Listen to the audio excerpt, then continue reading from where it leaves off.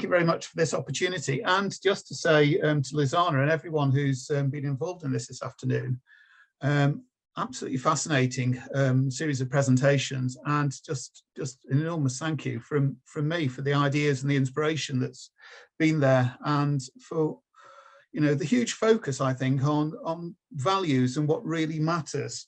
And I'm hoping my little bit of a resume over my research journey so far is going to be able to just maybe add a little bit to that, and provide another facet to leadership during challenging times, and also provide maybe something that will support tangible action, as Professor Bannister was just referring to as well. So a process that I'm currently sort of going through.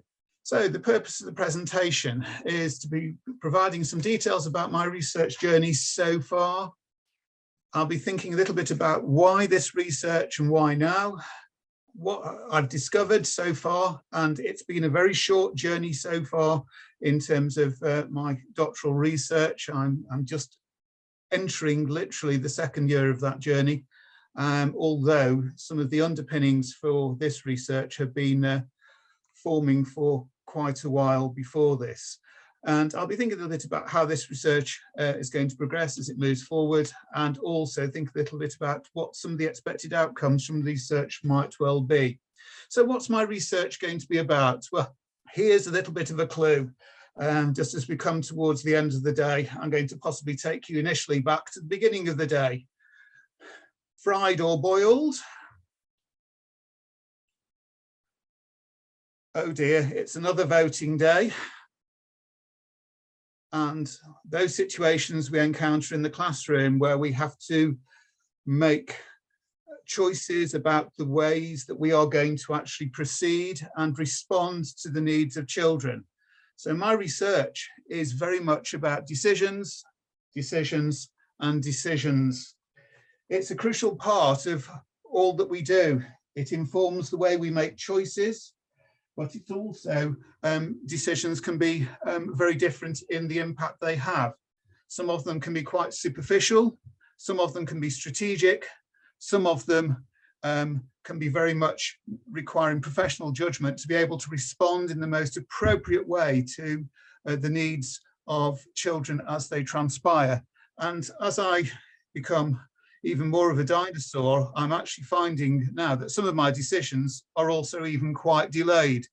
So it has been known for me to say, actually, I'll have a boiled egg for breakfast this morning, and for my wife to respond and say, actually, that was the decision for yesterday. So decisions. I have concocted in relation to decisions a working title for my research, which is actually on the screen in front of you. It was actually in the abstract as well, so I won't bother sort of going through that in any great detail. But one of the things that sort of fascinates me is the way that leaders rationalise their decisions, and in particular, the decisions that they make in relation to provision for cultural diversity. The aim is, was there, it is now gone. So why this research and why now? So what's the rationale for me looking into decisions and finding out reasons for decisions at this particular time? Well, firstly, I think it's true to say, like several of the previous presenters, there's a mixture of personal and professional convictions which actually have informed this.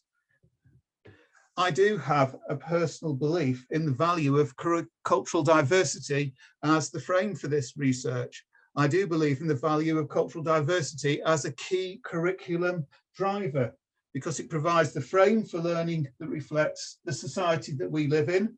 It ensures a more equitable perspective on the learning that the children engage in. It provides children with experiences, knowledge, understanding, skills, and also the opportunities for attitude development to help for future participation and current participation in the society in which we live.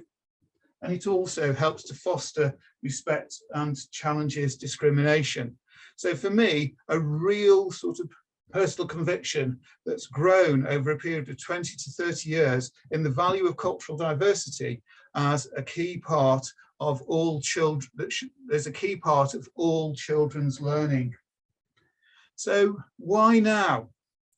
Well, it seems to me that we are at a time where there's a certain synchronicity between an imperative for action. We saw that following the establishment of the Black Lives Matter movement, and I think there is a certain sense in which consciousness has been raised about issues relating to cultural diversity, and certainly that is something that certainly the unions have actually sort of been encouraging as well. I think there is also at this precise moment in time an opportunity for schools to have a greater degree of control and make choices about the type of approach that they adopt within their curriculums, and also to an extent a mandate as well from the powers that be, but Ofsted in particular, for schools to contextualise and personalise their curriculum. So an opportunity for maybe more cultural diversity to be included in curricula, should schools so choose to do so. And so why an interest in my research in reasons for decisions? Well, it's as it says there. I believe it's only by rationalising and thinking about the reasons that we are doing things that we actually make the best possible decisions. It's a way that we have a more comprehensive understanding of why we are doing things in school. And actually, probably, it helps us to prioritise what we're doing in a far more tangible and proactive sort of way. It's a way of going beyond what is being done, but embraces why. And it seems to me that the motivation for why we are doing things in school is absolutely crucial, and something that I think has been borne out in some of the previous presentations as well. I think understanding reasons for decisions is a key leadership skill. It's an important part of us being reflective and purposeful in the leadership that we offer in our schools. It allows us to convey ideas about what we're doing and why we're doing, and actually to communicate more effectively. But equally, for me personally, this understanding in reasons for decisions and reasons for actions is something as well that I think has come out of various other experiences I've had in both teaching and leadership. The coaching agenda, for instance, very much emphasises the importance of engaging and talking and rationalising and understanding the reasons why decisions have been taken. It's about sort of empowering people to make those decisions and understanding why they've done certain things and acted and responded in certain ways in the classroom as well. So important there. And of course, as well, rationalising decisions as well is now a very important part of those conversations that actually happen when Ofsted actually come into school. So the focus for my research is reasons for decision, but the frame for the research is very much about decision making in relation to cultural diversity. So ideas that I've derived from literature, obviously being very much at the start of the second year of my research, a lot of the time in the first year has been spent on literature, and these are some of the findings that I've actually had come through from that. Firstly, when I was researching decisions in schools, it seemed to me that quite a lot of the literature, but also, again, going back to those personal experiences that I've had in leadership myself, seems to suggest that decisions in schools are often multi-layered and often based on a whole range of considerations that come into play. Yes, sometimes some decisions are singular, but very often there's a huge number of factors and things which come into play when we're making decisions, strategic decisions, and also developmental considerations. From the literature, what became apparent was that there were structures that exist quite apart from the school, which seem to help influence perceptions of the nature of curricular provision for cultural diversity. I mean, one obvious structure that sort of influences what we do in our schools and in relation to our curriculum that came through in terms of the literature review that I did was very much the nature of society. It's an uncontestable fact that our society is culturally diverse. and it is characterized by diversity, and therefore that provides an influence, it seems to me, in terms of what we do in school. I think as well, one of the structures that also comes through quite loudly and clearly in terms of what I've discovered in literature is the philosophical basis for cultural diversity and decisions about cultural diversity. And the fact that as an ideology almost, or as an approach, there isn't one philosophical approach that actually exists in relation to cultural diversity. It's something that's been characterized by variety and a whole host of ideas. Some of this might well be seen to be cultural diversity as an extension of the liberal basis upon which democracy is based in this particular country. So cultural diversity is yet another facet of those liberal values, another outworking of liberalism that exists in this country. On the opposite side, people like Madood, for instance, the Bristol School of Multiculturalism, would be suggesting that actually the basis for cultural diversity needs to start with cultural diversity itself.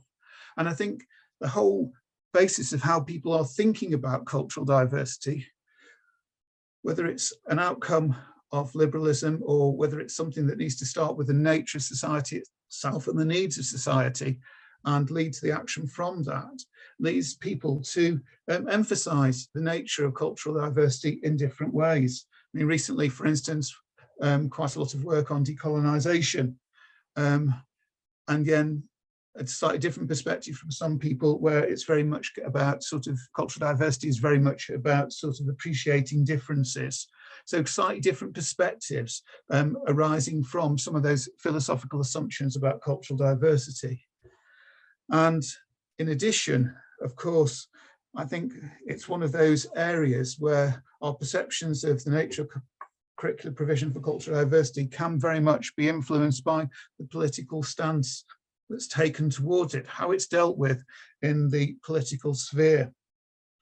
It's easy to assume that, if you like, there's two perceptions of cultural diversity from a political point of view. One stance at one extreme would be very much an oppositional stance, which might be perceived towards cultural diversity, famously embodied by politicians such as Enoch Powell in many years ago, but by other organisations that presently exist within society. And then at the opposite extreme, obviously, idealistical support for cultural diversity, which is being seen through sort of various sort of policies and things that have sort of been pushed through. But actually, one of the, I think, predominant stances politically that actually exists towards cultural diversity and does influence the approach within school, or has the potential to influence the approach in school, is what I've called a pragmatic stance towards cultural diversity. I think Husband called it a paradox, and it's very much based on sort of the approach to cultural diversity being determined by political considerations, public opinion, political opinion at the time, doing what it's felt is most appropriate in political terms, as opposed to the needs of the actual situation itself. And of course, one other structure that very much influences all that we do in schools is the framework that we have in this country for education. We only have to think a little bit about the national curriculum as an influencer, and that's proceeded from a curriculum in 1999 where there was quite a large number of references to cultural diversity, to the framework we currently have, where very few references are actually made to cultural diversity in the official national curriculum rubric. I mean, it has been supplemented by various supplementary guidance where there are mentions of cultural diversity, but again, very much sort of stylized references and sort of actually pushing cultural diversity into certain spheres of the curriculum, such as RE, for instance, or citizenship, or aspects like that. And that's also something that's seen in the other great sort of motivator of education in this country at the moment, and that's the Ofsted framework, where again, references to cultural diversity are very scarce in terms of quality of education, but slightly more prevalent when we think about aspects of behaviour and sort of personal and social development of sort of children. Again, pushing sort of cultural diversity into particular areas of the curriculum, and also fairly stylised sort of references to it as well. So what's the impact of these structures that exist on perceptions of cultural diversity that we have? Well, first of all, certainly, as I think I've indicated already, there isn't any one sort of standardized approach. What happens in relation to cultural diversity is characterized by a huge amount of variety and emphasis depending on those perceptions that exist. But I think the other thing to be said about the whole range of structural influences on perceptions of cultural diversity is they also have a validatory effect on a whole variety of responses to cultural diversity. For those who want to have a far less prevalent inclusion of cultural diversity, you know, the frameworks and structures that exist, it's possible to find validation there. For those who want to have a far more responsive approach to cultural diversity, again, there is validation there. So what we have is a very varied system and a whole host of approaches, all of which from structures that exist outside of school can actually be validated. The second area that I looked at in terms of literature searching was very much to do with the in-school decision-making processes that actually sort of take place. And one of the things that I actually found here was that, yes, decision-making in school can be highly complex, but it takes into consideration a whole range of ideas and considerations as decisions are made. I mean, school leaders in school obviously have to, a bit of a silly way of putting it, but never mind, it's getting late, responds to national frameworks and requirements of accountability. So often it seems that with the nature of the educational system we have in this country is that I think we feel, and I think this has been heard this afternoon, that we're driven by an intent for education that's been established out of the school, and in school we end up having to consider as part of that decision-making process how we respond to those national frameworks and the requirements of accountability. I mean, I wonder how often we've ended up sort of almost validating decisions that we've taken in school with the words, this is what Ofsted expects, or this is what Ofsted would expect to see. Quite sad, really, and I'll put my hands up and say I've done that. And certainly when our school was going through sort of slightly more challenging circumstances. And that is something, despite that obviously is a contributing factor when we're making decisions in school, or it can be a contributing factor when we're making decisions in school, but not the only one, because also, you know, what is highly important when school leaders are making decisions is those unique circumstances and the context of the school and the school's priorities and needs. So very often sort of what actually transpires is thinking a little bit about those national frameworks and the requirements of accountability, but then sort of adapting them to the needs and circumstances of the school, individualizing all of the requirements from the national into a form that's appropriate for the school.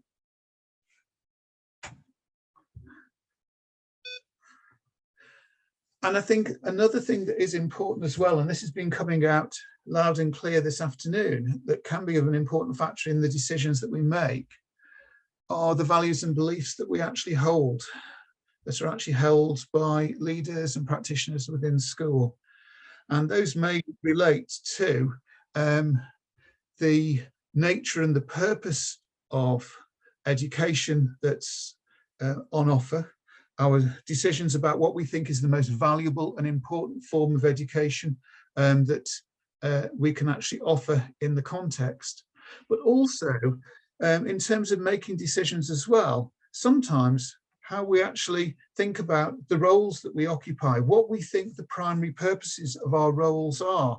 And I think in some senses, one of the reasons we've ended up with so much variance and variability in relation to cultural diversity has been down to some of the ways that school leaders have viewed their roles, and some have seen it as being primarily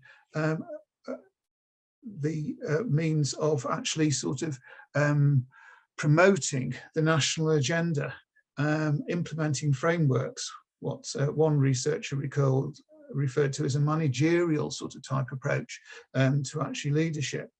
There are obviously other views of roles which can also sort of affect how people have approached the whole decision-making process in relation to cultural diversity. But quite clearly, if your view of the leadership role is based entirely around the need to implement national frameworks as accurately as possible, if those frameworks have more limited references to cultural diversity, the chances are that there will be less of a reference to cultural diversity in your school's curricula. So the impact of this aspect of the school decision-making process, what I've found from the literature, obviously each school has to consider a wide range of decisions. We have to think a little bit about the circumstantial needs and priorities in relation to how we implement those national frameworks. And also it leads to an inevitable variety in the approach between schools. No two schools are the same. Schools will obviously interpret things in different ways according to their needs. Actually, the other thing that's sort of come through as well from considering decision-making in relation to cultural diversity are the different types of curricular provision that have resulted. And I've identified these and used the terms sort of comprehensive. I think that speaks for itself, you know, a dynamic, very full inclusion of cultural diversity within the curriculum. Pragmatic, which is really those occasions where cultural diversity is included maybe in certain subjects because they are considered to be the most appropriate context for cultural diversity, such as RE, for instance, or on certain sort of enrichment days. And then there are those approaches to cultural diversity which I've referred to as conformist. And those are the ones which are really mainly concerned with, you know, conforming with the legal requirements that are placed on schools, and actually end up probably with far less in the way of you know, an inclusion of cultural diversity as a cross-curricular element of the curriculum. They're concerned with maybe the very important challenging of discriminatory behaviour, and maybe really keep sort of cultural diversity as very much part of their approach to behaviour management. So sort of limiting some of the vast possibilities that actually exist for cultural diversity, but nonetheless conforming with the basic requirements that they have to meet in terms of the legislation and so on.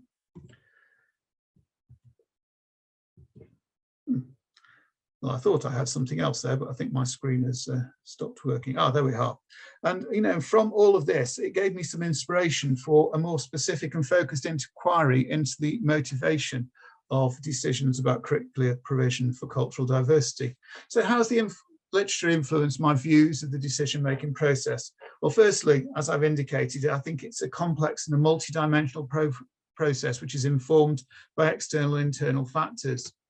I think the decisions are informed by structures which exist apart from the school, things which, you know, we have to respond to or need to respond to in some way, although that might well be in widely different ways between schools. And also decisions are informed by a whole host of considerations relating to precise needs and circumstances of the school. So decision-making is an amalgam of externally driven intent combined with school-based enactment. It's a process, I think, as Priestley said, of mediation and translation of the intent into a provision which is relevant to need and circumstance of the individual school. And one of the things it seems to me is that whilst there may be connections between schools regarding motivators for decisions based on those structures that exist, national curriculum and so forth, each school's particular circumstances ensures a process that is highly nuanced in character, and that fuels variability in schools. From this, as I was going through my literary review, some emerging thoughts appeared, and those are there at the bottom. So is this approach in schools a result of decisions that is taken about cultural diversity itself, or does it arise from consideration given to other issues? And then a second thought, to what extent is the variability between schools defined by the motivation for the approach to cultural diversity? So in other words, less about what is actually happening and more about why. From this, and I'll just quickly flick through these, I refined my research questions and also supplemented them with some strategic support questions. And I'll just give you a chance to sort of flick through these.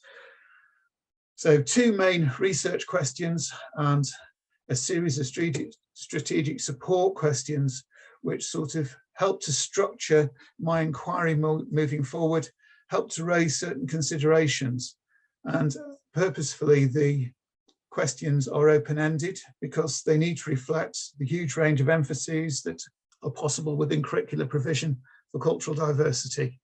So my first one, what reasons do a sample of primary school leaders provide for the decisions taken regarding the curricular provision made for cultural diversity in their schools, and how do the reasons influence and define the form of the provision?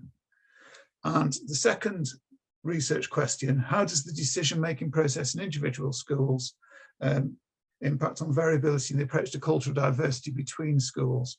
And several support questions there, which again will help to sort of channel sort of my inquiry and also aid sort of analysis when I go out to data and evidence collection.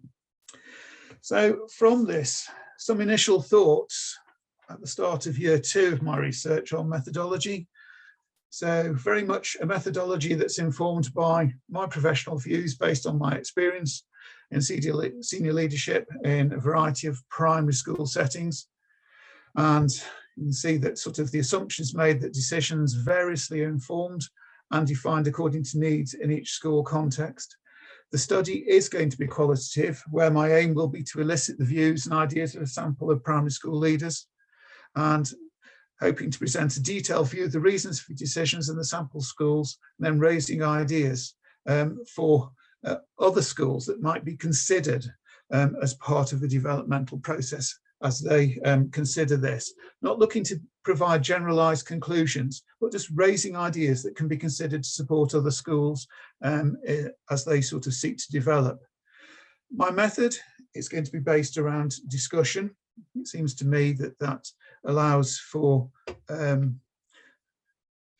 provides a good way of eliciting information in detail and also being able to follow up on meaning with the participant school leaders. It will be semi-structured because I do want to be able to compare between the responses of school leaders. But also, crucially, one of the things that I believe is important, and I think this is part of some of the important considerations that have been raised about the well-being of leaders as well, is that we actually afford the same consideration for leaders that we do for our children, that, you know, we've all got particular preferences regarding learning. And so the discussion will be based around a multi-sensory series of tasks, which will be used as sort of starters. And also, hopefully, that will ensure a far better access for people. I think sometimes we forget our own particular learning needs as leaders, and I felt it was important to reflect that. So through that, gaining an in-depth understanding, providing a framework to accommodate differing learning preferences and styles, and also a framework for discussion which allows comparability between those schools. The sample, it's not going to be enormous, but one of the things that I do feel is important is that I managed to be able to talk to school leaders about the decisions they've taken in relation to cultural diversity, but school leaders of schools that represent different contextual sort of situations. Because one of the things I'm particularly interested in is finding out how sort of their particular context and circumstances have actually impacted on their decisions. And then obviously some important considerations as we go about this evidence collecting, obviously time and being flexible to the needs of school leaders, and obviously the needs of confidentiality.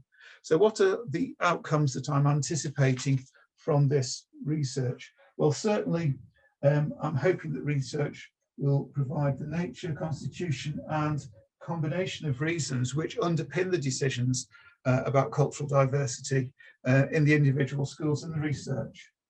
And also a couple of key things as well. Is it cultural diversity or other considerations that drive the decisions about cultural diversity? So is cultural diversity, if you like, the unwitting recipient of what's left after other considerations have been made, and it's the best we can do if we are working on other things? Or is variability about the motivation for decisions as much as possible? And then the wider application of this, because I think there are things with my research which seem to be suggesting that it can be applied to different sort of situations. So I think it represents a process which supports reflection on practice, which I think allows us to be able to more accurately and purposefully identify what needs to be done and the priorities for development, and also the best ways of actually implementing those priorities, and also the way we tailor professional development. I think obviously it does support accountability in various forms. Understanding reasons why is an important part of justifying what's being done in school. And one thing that sort of struck me is that the process does allow sort of a slightly more informed approach to networking between schools. I think very often in this day and age, we are we're encouraged to share ideas, practice and resources, and quite rightly so. And I think sometimes there's a natural inclination for us as school leaders to actually find an example of successful practice and actually to try and adopt that. I was talking about that with someone this week. And actually, I think sometimes what this process that I started on is emphasizing to me is that it's important we understand why that approach has been taken in schools, as well as actually what it is, because there may be particular reasons for the approach that's actually taken, which are pertinent to the school that it's taken place in, and actually those that might not make it so relevant to another school situation. So engaging with the why is important. And so I think thank you very much for the opportunity sort of to talk to you. Sorry about little bits of the rambling. And I noticed at the start, just as a final thought, that, and I think this very much sums up what we've been thinking about this afternoon. When Professor Bannister started, I started to think a little bit about sort of musicals.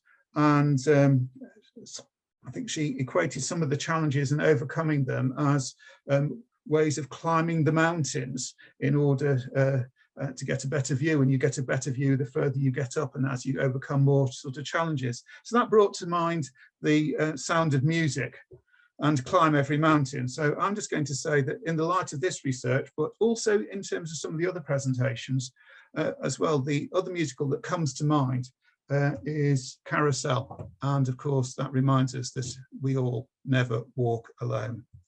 Thank you very much.